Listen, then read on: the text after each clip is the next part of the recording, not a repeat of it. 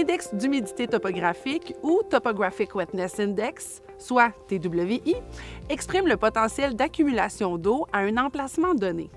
En pratique, ce produit est surtout utilisé pour identifier les zones de contrainte aux opérations.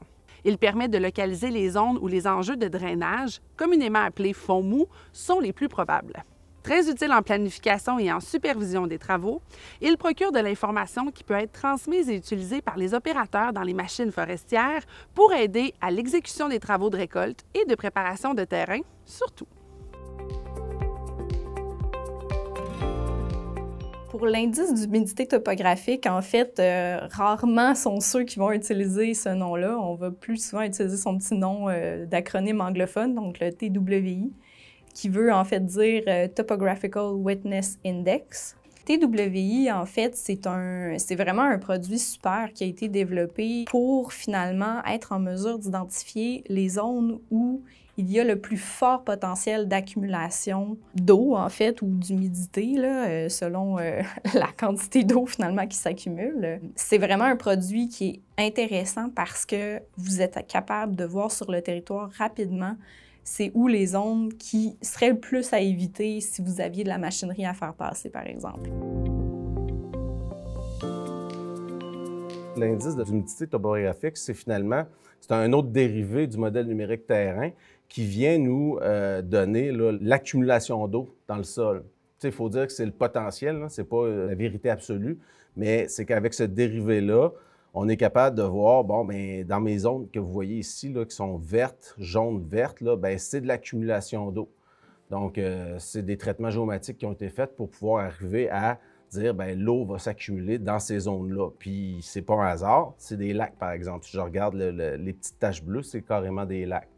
Mais au-delà de ça, quand les lacs, les rivières, on le sait c'est quoi, mais c'est souvent de voir aussi un peu le genre d'écoulement puis de terrain auquel on peut s'attendre. Est-ce que ça va être un terrain qui va être humide? Est-ce que ça va être un terrain qui va être plein de petits drainages ou plein de veines d'eau qu'on ne verrait pas en planification avant d'avoir cette information-là qu'on a présentement?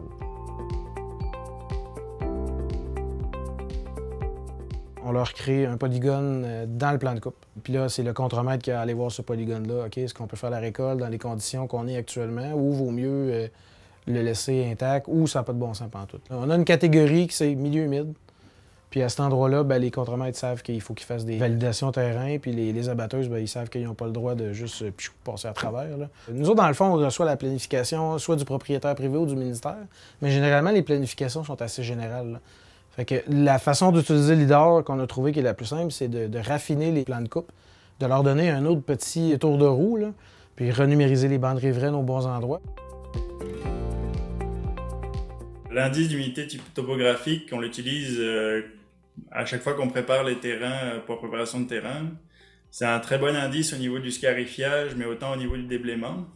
Parce que ces deux travaux-là, dans les deux cas, ça affecte le sol, puis ça diminue pas mal la portance. Fait qu'en étudiant ça au préalable, ça limite les chances de rester pris. Souvent, des bas de pente, on peut constater des fois les bas de pente ou des têtes de ruisseaux qui sont pas forcément très définies.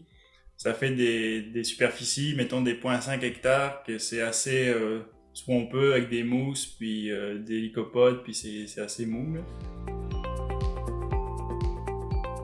L'indice d'humidité topographique qui aurait pu nous aider à révéler la présence d'un sol saturé d'eau comparativement à un autre endroit.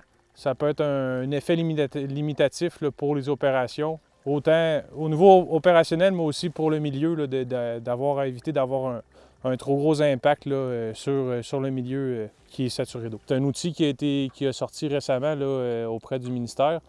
J'ai commencé à vouloir l'utiliser dans mes planifications de chemin. L'indice d'humidité topographique, elle va nous indiquer les endroits où est-ce que ça va être plus humide. L'indice d'humidité topographique aussi, elle va révéler les endroits où est-ce que c'est des tourbières et les endroits où est-ce que aussi c'est du sol minéral hydrique.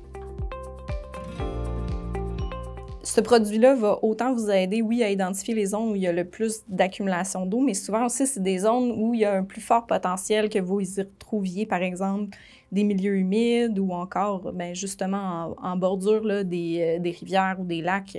Souvent, ça va être des zones un petit peu plus en plus basse altitude. Donc là aussi, il y a plus de chances d'y retrouver de l'eau. Donc, c'est un produit qui, combiné avec aussi justement les données de lit d'écoulement potentiel, va vraiment permettre d'avoir un aperçu très, très, très intéressant là, au niveau de tout ce qui touche le portrait de l'hydrographie là, d'un territoire, par exemple.